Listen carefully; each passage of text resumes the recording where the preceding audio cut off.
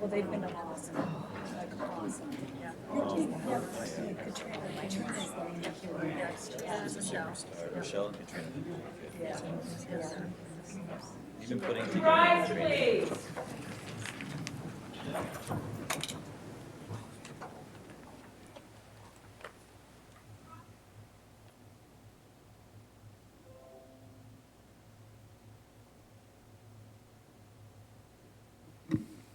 Please be seated.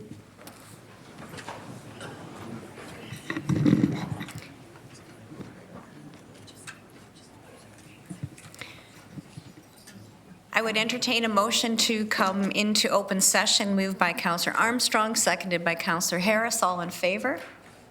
That is carried. Are there any declarations of pecuniary interest under the Municipal Conflict of Interest Act? Councillor Clarke. Thank you, Chair. I have an indirect pecuniary conflict of interest due to my employment by the YWCA with regard to the third recommendation from the Community Services Committee relating to the temporary winter shelter. Thank you. Duly noted.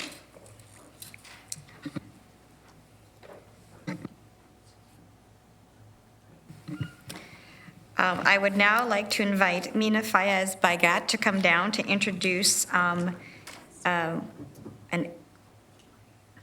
is it an award-winning video or a video about an award-winning program?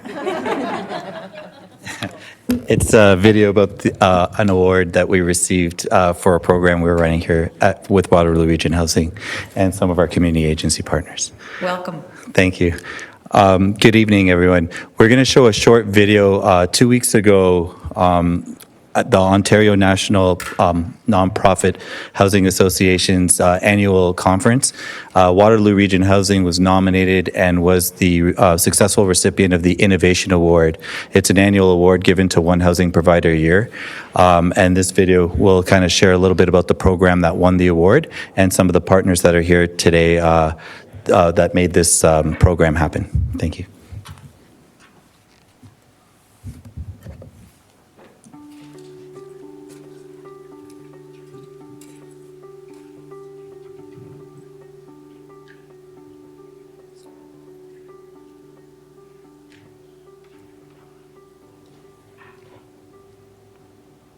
So Youth Force is it's a personal development employment program for youth living in and around community housing here at the Region of Waterloo.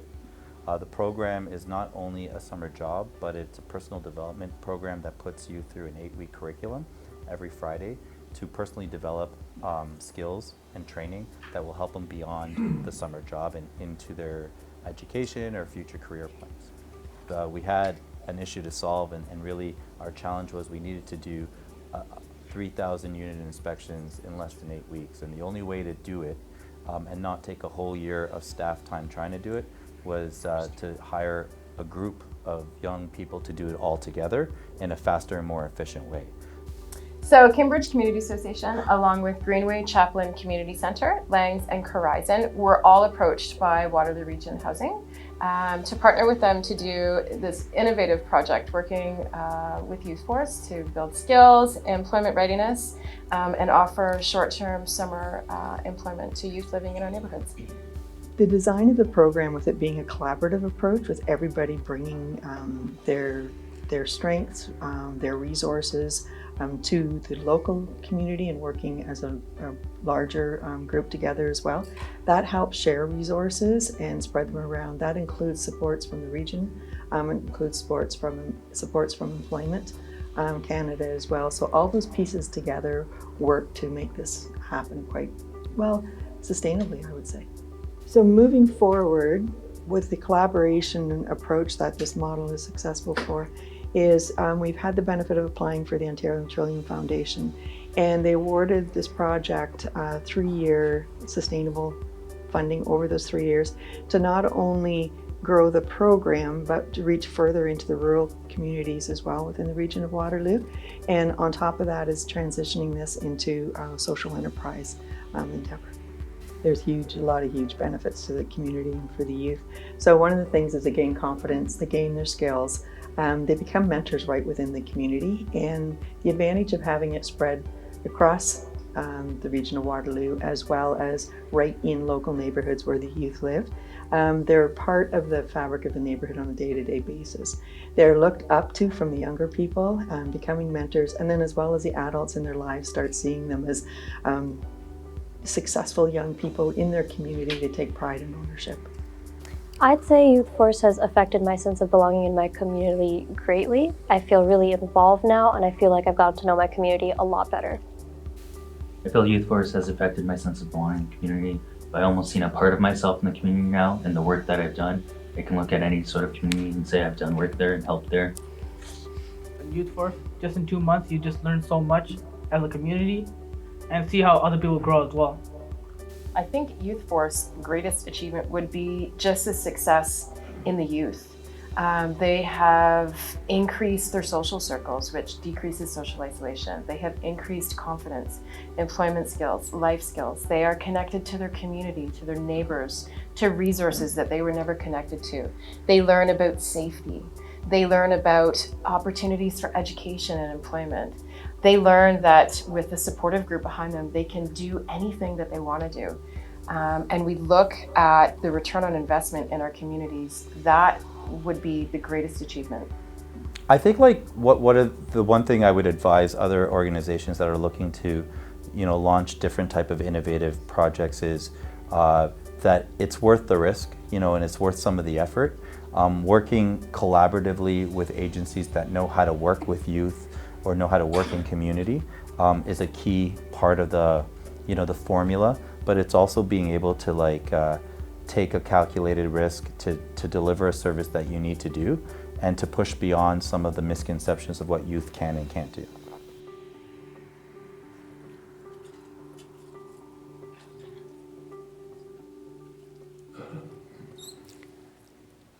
So congratulations, that's a wonderful program and a great video. Mina, do you want to identify the people who are shrinking in their seats and trying to not be noticed? I was going to ask him to come up and maybe do like a photo. That would be great. Yeah, and we also have one of the young people who was in the video. Moon is here to receive, be recognized with the group for the work they've done as well.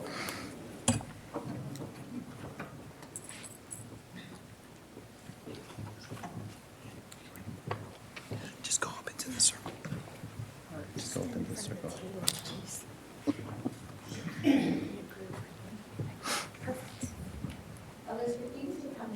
I want to take a picture.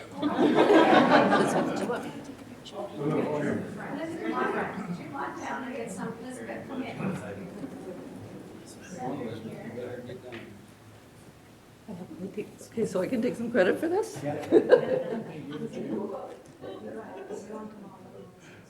Yeah, you gotta all squeeze together. More. More. Get comfortable with one another. Okay, there we go. Look here. Please and thank you. Excellent. All yours.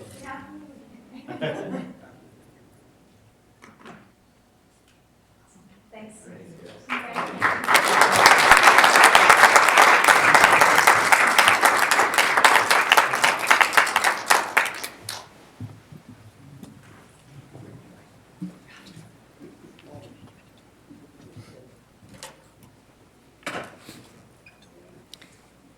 I guess I would just comment, I think that's leadership at its best when government and outstanding staff like Mina can offer opportunity and the partners in the community step up. And we heard you talk about lessons learned, and that means other communities can replicate it. So well done and a well-deserved award. Congratulations.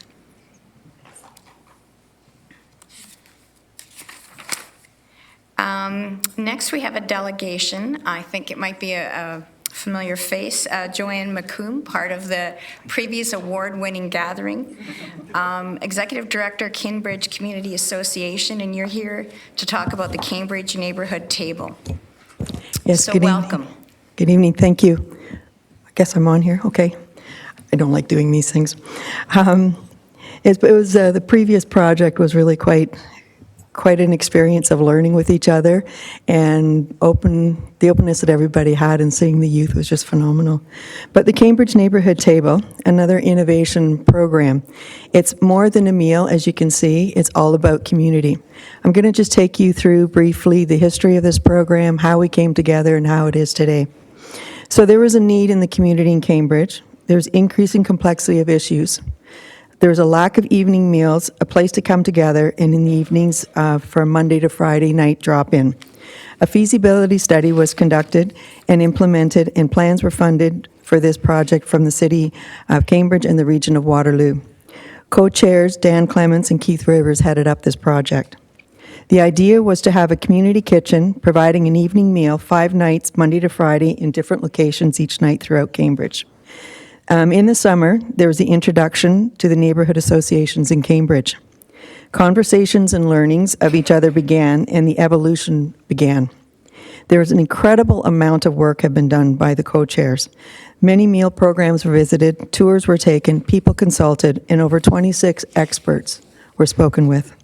Kinbridge itself were a nonprofit neighborhood organization south end of Cambridge in the Southwood and Christopher Champlain neighborhoods, and we're serving a population base of 24,000.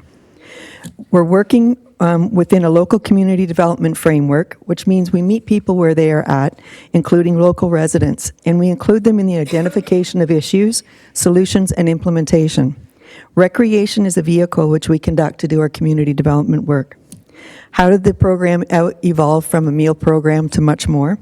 Well, it is much more than a meal service. It's about community. No one person or organization can take on the complex issues we are faced with.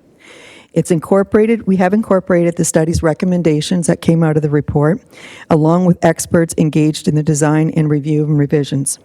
Community development, the meal is key.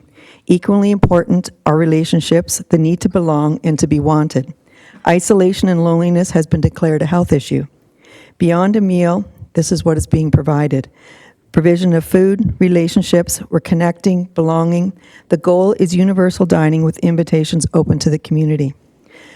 People attending, the guests at the meal, could be isolated seniors, they could be single-parent families, newcomers, working poor, homeless, and persons experiencing addictions.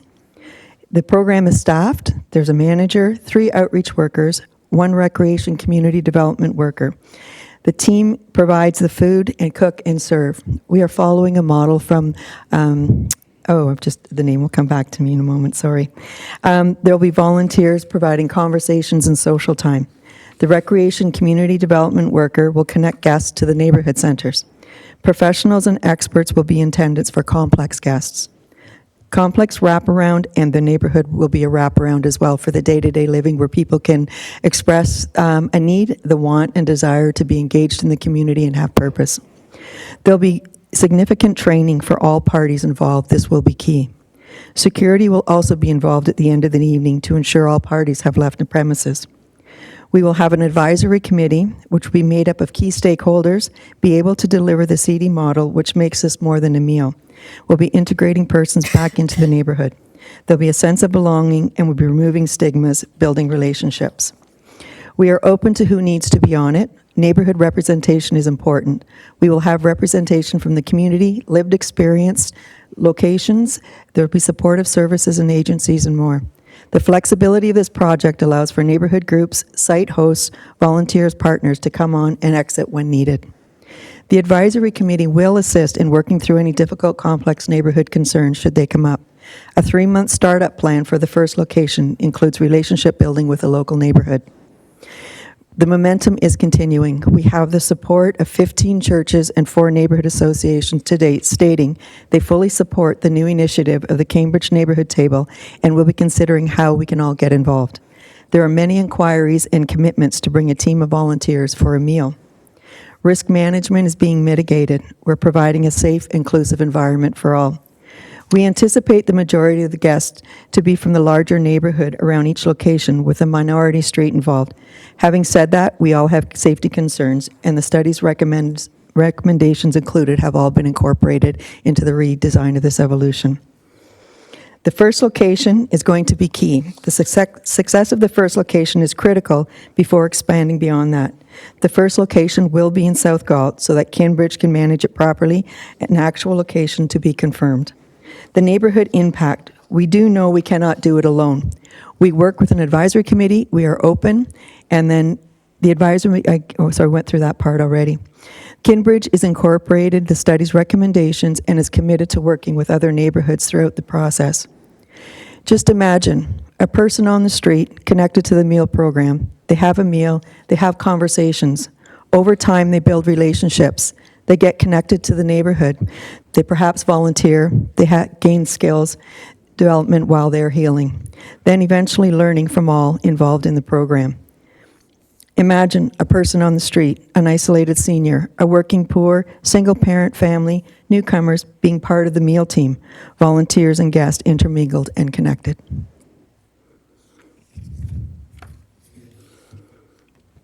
Thank you. Thank you, Joanne. Are there any questions of the delegation? There's lots. Councillor McGarry.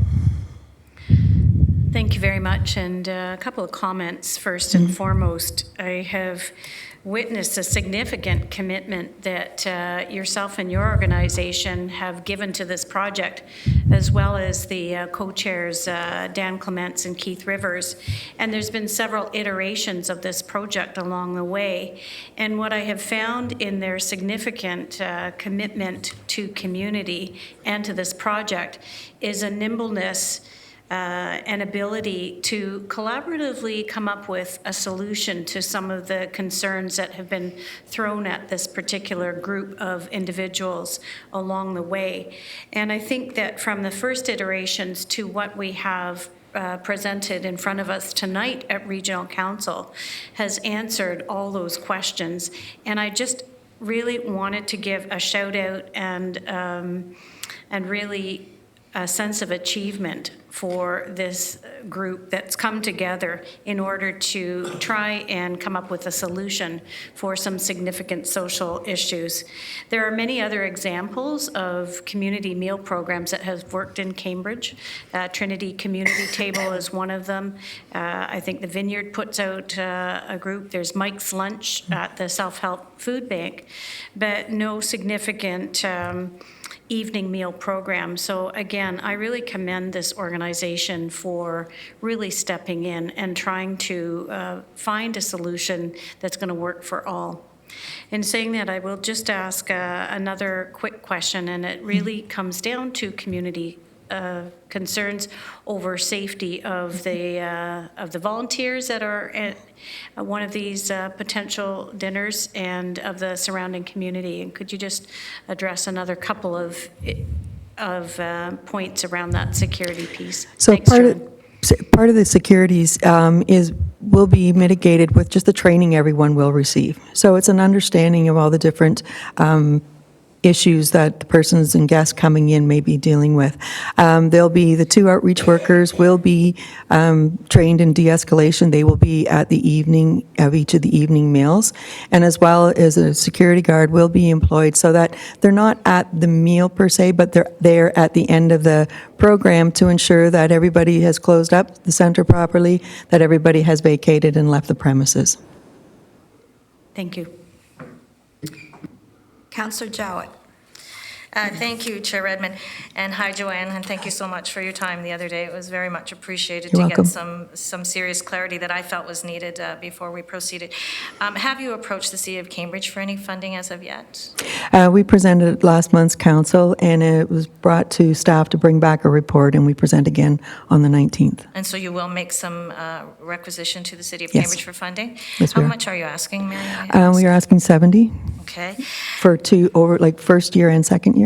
Okay, and then the other quick question I have is just to bring clarity to my colleagues, because we did raise an alarm bell on this, and I'm happy to bring that to the forefront. Can you explain to me how the model has changed since your engagement Yes. in it? The first model was simply, it's not simply at all, but providing a meal spread out throughout Cambridge, and it's a meal unto itself, so it's not helping persons who are attending the meal progress to a next stage of evolution in either in healing or being engaged in the community. It's providing that piece of food, which is really, really key and important. And so is there a way for us to get some of our vulnerable folks back to their destinations? We're not, I'm not really sure about the geographic inclusion. And then, of course, that's where some of the gray areas were for me. So exactly what does that look like? Like how are we bringing them in and how are we getting them back to where they want to be? So it's a meal for everybody.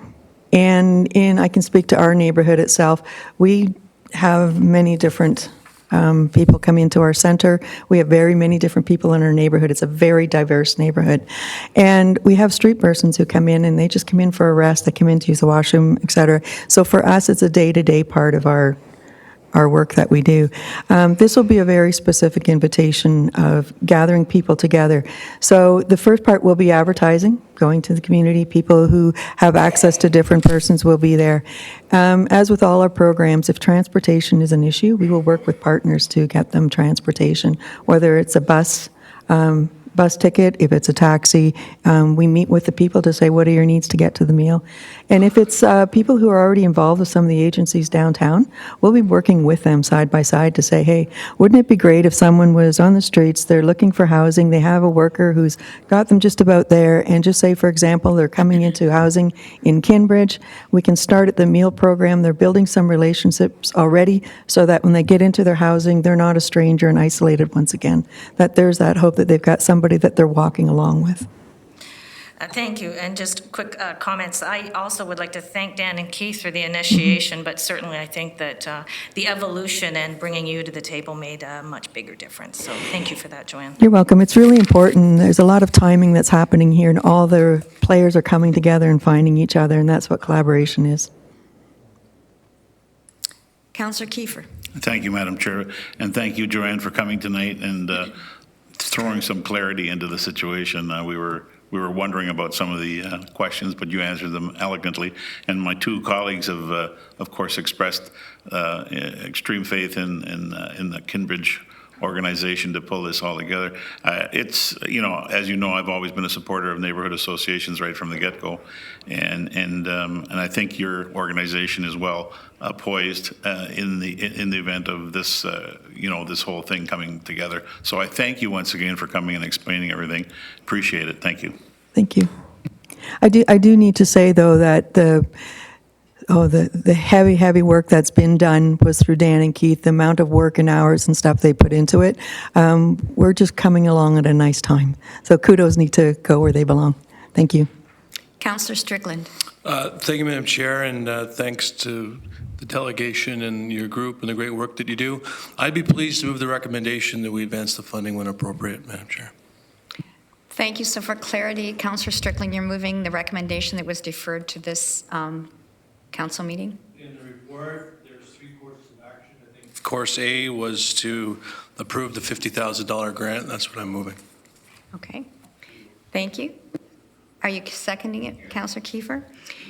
I have one question. This is the great proposal and terrific to see that it's grassroots, Joanne, and that you have the kind of background that you do. What will happen if you're not successful with your request of Cambridge for funding? Can you still go forward with the money from the region? That'll be a start, and we will just be looking to community to help support us through the program. I see no further questions. Thank you very much. You have the full report before you. There's been a motion moved by Councillor Strickland, seconded by Councillor Kiefer, that the funding of $50,000 be granted through the Community Innovation Fund. All those in favor? Opposed, if any? That is unanimous. Congratulations. Thank you very much. Next agenda item is the moving of the previous minutes. This is October 30th Council, November 5th Closed Committee, November 5th Community Services, Finance and Admin of the same date, and Planning and Works. Could I have a mover and a seconder? Moved by Councillor Lorentz, seconded by Councillor McGarry. Any discussion? All those in favor? That is unanimously carried. Everybody on council would have received their information package. It was electronically distributed. Councillor Strickland, do you have a comment? I was going to move the finance reports, Madam Chair. there a little wind at my back here, Councillor Strickland? Okay, so moved by Councillor Strickland, seconded by Councillor Galloway. I'm seeing buttons here. Councillor Galloway, do you want to make a comment? Yes, Madam Chair. On two of the finance reports, I'd like to ask some questions. The first is on the electronic fare management system spare parts contract. I think all members of council know of all our concern, but my concern particularly about the fare management system and how well or how not so well it has gone from the beginning. And so my question is that we're going to, of course, have to get spare parts from the supplier of the equipment. There'd be nobody else to get the spare components from. But to what extent are we having to get spare parts because the system has not been nearly as robust as we had hoped, and that we are experiencing still a fair number of problems associated with the fare management system. And I guess as part of this, I'd like to ask staff for an update at a future meeting, a report on an update on the fare management system. I was on the system today, and I continue to see people struggling, and so I have that concern, but I also have the concern, so that could be the subject of a future report, Madam Chair, if I could make that request. But I'd also just kind of like to know, like, are we having to buy more spare components than what we might have anticipated if the system had been more robust and reliable? Mr. Schmidt, would you like to try answering that one? I'll give it a shot through you, Madam Chair. My understanding is these parts are not being purchased because we're having unusual problems with the hardware. Many of the problems that we have been having actually have been software type issues rather than specific hardware issues. So these are parts that we simply require to maintain the equipment over the next 5 or 6 years. And yes, we will bring forward a report updating overall on the status of the electronic fare management system, which we have actually been seeing improvements on with significantly less complaints. Not saying there aren't still issues out there, but we have seen significant improvements over the last few months. But we will bring forward a report documenting those and the changes we've made. I appreciate that, Madam Chair, and I would think as part of that report, at least as part of the discussion, we should be discussing what kind of commercial issues we can pursue with the supplier, and also what kind of lost revenues we can pursue with the supplier as well, because there's clearly people who are walking away because they just get frustrated with the system. And I appreciate that it's diminishing, like that those issues are diminishing. But at a time when we're really trying to attract new riders, some of those people who are trying to pay single fares may get frustrated and may not choose to use the system. And I'm talking about the entire system, not just the ions. So I hope the report can possibly address that. The other matter, Madam Chair, I'd like to discuss briefly is the transit coach tender. And really it has to do with the potential electrification of our fleet. And I wonder if Mr. Schmidt could tell us where we are in terms of considering electric vehicles and whether or not we're in a position to use this contract to possibly, not this contract, but the money associated with this contract, the budget amount associated with this contract, to possibly look at a pilot vehicle, electric vehicle. Other Ontario transit authorities are starting to deploy electric vehicles. I know there are limitations on their use. Mr. Schmidt? So staff have been monitoring the progress on not just the electric vehicles, because I think it's very important to understand these work within a system, and there have been a number of changes even recently in how these systems are laid out. So staff have been through CUDA monitoring what other municipalities are doing, both in Ontario and across Canada. We are planning to bring forward a report on how we would see implementing electric vehicles into our fleet. I think I can check with our staff on the timing of that and get back to you, but I suspect early next year we can bring forward a report on timing for those electric vehicles. As an example, until very recently, many of the systems that have been put in place have required charging facilities out in the community itself, because the vehicles simply don't have the range, and the ability to charge the vehicles isn't as good as it's become. All of the municipalities that are rolling them out now, my understanding is they're going with one charging location and are able to get a vehicle through essentially a whole day of service without having to recharge, which is a significant difference in the number of vehicles you need and how you deploy them. So those are the types of things that we're keeping track of, so we can bring forward a credible plan to implement the vehicles. Okay, look forward to that. Councillor Clarke. Thank you, Chair. I had a couple of questions. My first was about the fair management system, so that's been asked. With regards to the green bins, and I don't know if you can answer this, will we have any ability to buy larger sized bins? I hear quite frequently from constituents that our current bins are a little small. I know that there's likely a weight issue in terms of the staff's ability to lift them, but is there an option for a slightly larger size? I can check with Waste Management, but my understanding is exactly what you said, which is for us to use larger bins, and the municipalities that use the larger bins, they use different trucks that actually lift those bins.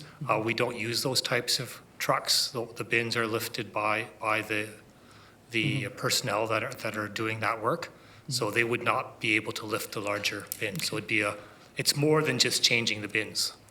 Yeah, but I can check and get back to you. Can households have multiple bins? I can't see why you wouldn't be able to. Okay. Yeah. Other than storage, but yes. Yeah, you can. I mean, you can purchase bins at hardware stores. So I can't see why you wouldn't be able to use more than one bin. In fact, on blue boxes, we encourage you to use two blue boxes. Thank you. Thank you. And I know Councillor Strickland and his enthusiasm of moving all of these motions. I don't want a late-breaking one, F, to go uncommented on, and that's that we have retained our Moody's credit rating of AAA, and I think that's to commend staff.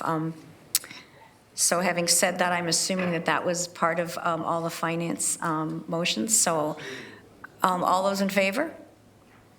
That is carried. We have committee reports. Councillor Clarke, I know you have a conflict on item 3. Do you want to move the other ones? I'll move the first two sets. I'll move the first two sets of recommendations from Community Services Committee related to the 5-year review of the region's 10-year housing and homelessness plan and to the Waterloo Region Housing's master plan. Thank you. Can I have a seconder? Councillor Shantz. All those in favor? That is carried. Councillor Rins. Thank you, Madam Chair. I'll move the last recommendation. It has to deal with the approving a temporary shelter overflow response. It will be operating from November 2019 to April 2020, and it's out of the regional operating budget of $407,000, 100% regional tax levy, and that's it. Do I have a seconder? Councillor Foxton. All those in favor? That is carried.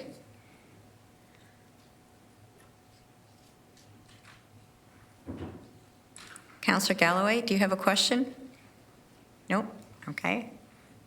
Councillor Strickland, would you like to move Finance and Administration? Yes, thank you, Madam Chair. I'd like to move the recommendation from close that we approve a tentative memorandum of settlement with the Ontario Nurses Association for a period of 2 years, July 1st, 2019 to July 30th, 2021. I'd also like to move that we approve the 2019-2023 strategic plan And I'd also like to move recommendation number 1 with respect to investment policy, but I'd like to deal with subsection 3 separately and speak to it. Okay, do I have a seconder for those motions? Moved by Councillor Clarke. All those in favor? That is carried. Councillor Strickland? Thank you very much, Madam Chair. Just being consistent with my position at ANF last week, I think it's important for us to modernize our investment policy to whatever extent we can, but I don't believe we should be using public funds to invest in equities. It's just a philosophical position that I have. And if you recall from the report at committee, the returns that our staff have been able to achieve over the past 5 years when compared to the one group of funds which is recommended and what's the only option we have to invest in equities and or bonds through the Municipal Act, our returns have been quite comparable to those of this one fund. So I don't see the return benefiting or the return being sufficient enough for investing in equities and taking on that additional risk for us to invest taxpayers' money in equities. So I'm not going to support number 3, and I would request a recorded vote, and I would request that other members of council considering not investing in equities as well. Okay, Councillor Shantz? Thank you. Just for clarity, this is just allowing staff to make that choice if they think it's a good option at any given point, correct? I just want to clarify that. That's Mr. Dyer, do you want to speak to you? You're nodding vigorously, so. Excuse me, yes, that's correct. The change would be a change to the policy and would provide an additional option for staff when the time for making such an investment would be appropriate. Do I have a mover and a seconder? Moved by Councillor Harris, seconded by Councillor Armstrong. Councillor Strickland. I was just going to say I appreciate Councillor Shantz's and Mr. Dyer's comments. I'm fully aware of that. Doesn't matter to me what kind of timing is put into place. I don't think the option should be there, period, for us to invest in equities. Okay, so I see no further speakers. There's been a request for a recorded vote. Start vote.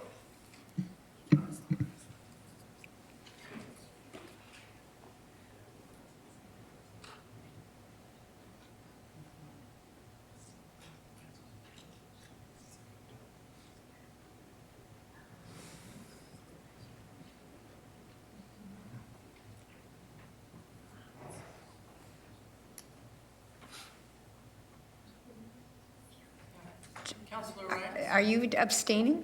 Oh. And vote. You have to push it.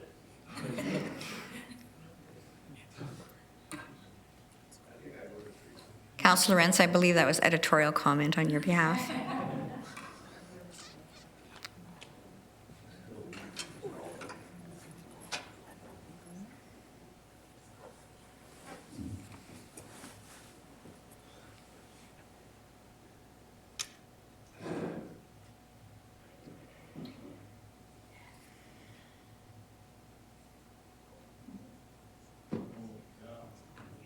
It's a very nice logo.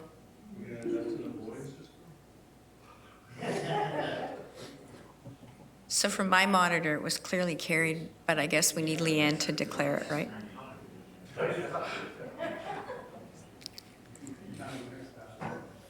So 12 in favor, 3 against. That motion is carried. We haven't seen the result. Oh, sorry, I did. You don't trust me? Really? It's what it says. It was a unanimous shot.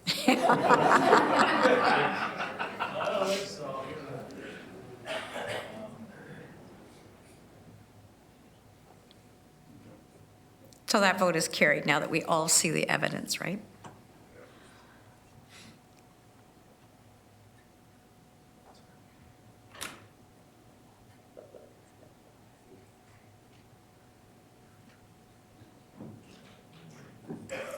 Councillor Galloway, would you like to move Planning and Works?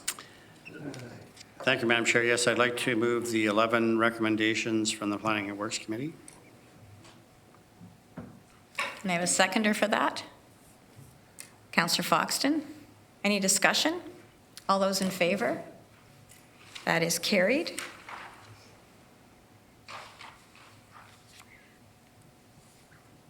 Any comments from the Chief Administrative Officer? Oh.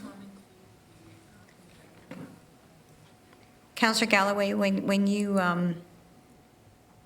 moved those motions, did that include the addendum? So that includes, so everyone's clear that's the addendum for Aggregate Resources Act? Oh, yeah, sorry about that. Yes, that should be included. Sorry, Madam Chair. Okay.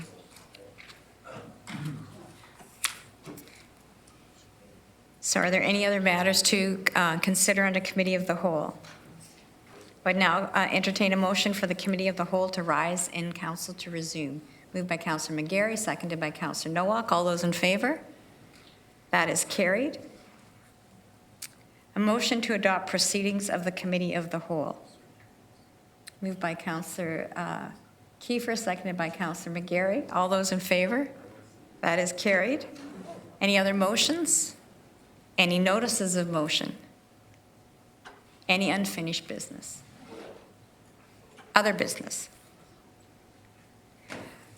Could I have a motion to enact the bylaws first, second, and third readings? Moved by Councillor Shant, seconded by Councillor Nowak. All those in favor? That is carried.